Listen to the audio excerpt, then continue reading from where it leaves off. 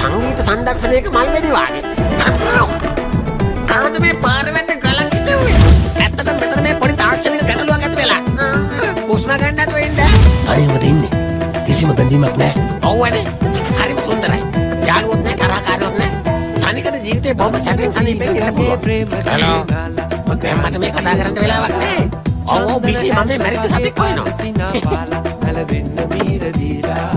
ඔව් ඒගොල්ලෝ මගේ පස්සෙන් වෙයි. එයාලා හිතන් ඉන්නේ මම පිස්සු කියලා. දැන් අපි මේ මරණේ සානුවට ඇතුළේ ඉන්න හදන සිග්නල් නැතුණු කට්ටිය මෙසේජ් එකක් තියන්නේ. හරි හරි ඒව තමයි ඔයා තේරෙන්නේ නැහැ. හරි දැන් මගේ පස්සේ ගියා. ඔයාගේ මොලේ අවුල් වෙන්න ගත්ත කොයි කාලෙද? මීට මාස 3කට කලින් මං දවසක් පුතේ හැරෙනකොට අන්නාසි ගෙඩියක් අසාද බදලා. ඒක කැට අන්නාසි ගෙඩියක්. ඒ ගතිගුණ හරි හොඳයි. Edited by Sarah.